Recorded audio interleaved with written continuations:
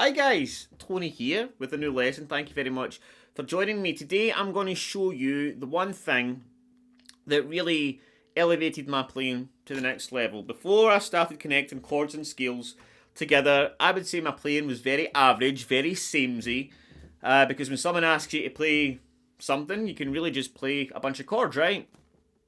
But when you start learning how to connect chords and scales together, you can start to sound a lot more interesting.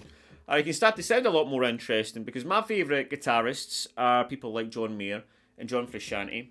And if somebody asks them to play something, you can guarantee it's going to be something cool, even if it's just something that's off the cuff. I realised that to start sounding more like them, what I had to do is to start visualising the scales that are around particular chords so that you can fill it in with little fills, licks, and tricks. And I'm going to show you a few of them today. I'm going to show you 3 of my favourite things to do with one particular chord, and then I'm going to branch out in it. If this lesson does well, you can let me know in the comments if you enjoy this, and I'll make sure that I follow it up with other stuff, just like this.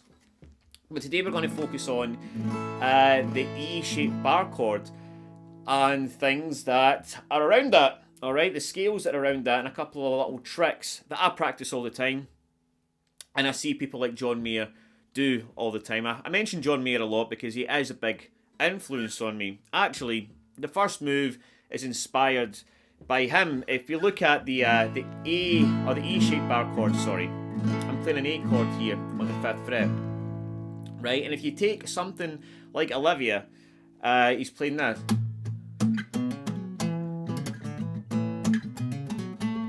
He's doing this, and what he's doing here, and again, this is why I always investigate what the guitar player's doing. I don't just try and copy what they're playing. You know, what is he doing there? Where's he getting those notes from?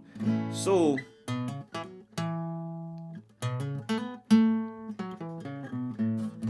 we're using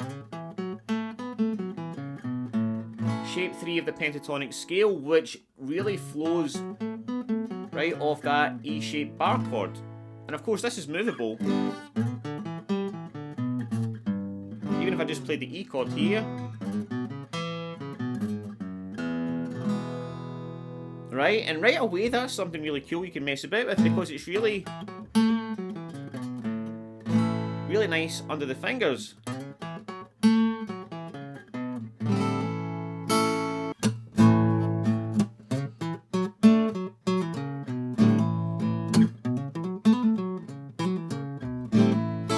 So there's lots of different things you can do with that little box there.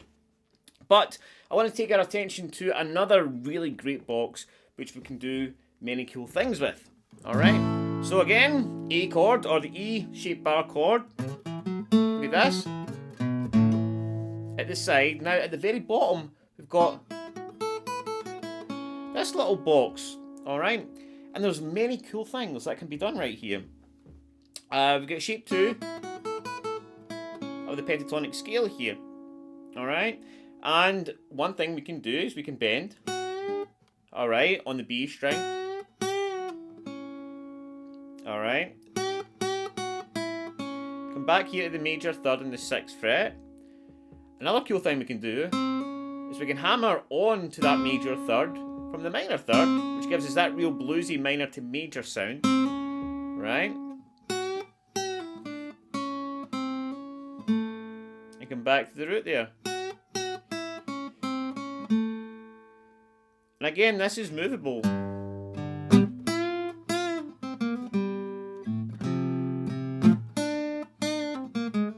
That's what's great about this, because once you know the shape and you know the scales round about it, you can then, somebody asks you to play a G chord, oh, that's for the simple man.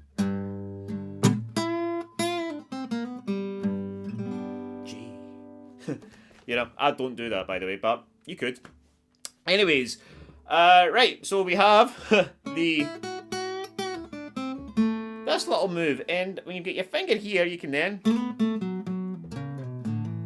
slide into the other part, right?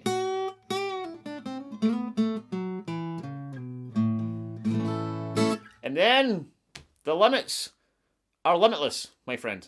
Next thing I want to show you adds a real bit of flair to your playing, and that is this really cool Hendrix double stop. Alright, and again, this can be moved about to whatever chords you're playing. So, at the bottom, again, we're using the bottom of shape 2. I'm hammering on from 5 to 7. I'm barring the bottom 2 strings, and I'm just getting the B string on the 7th fret.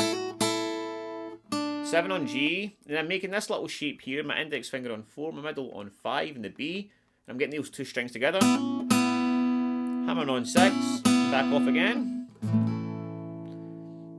And that's something, again, you can add in amongst the scales and licks that you're playing.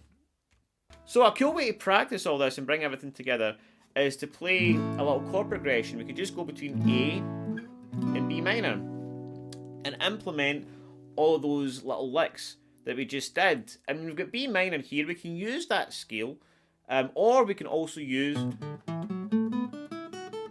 shape 1 of the minor pentatonic scale as well to mix it up a little bit. So,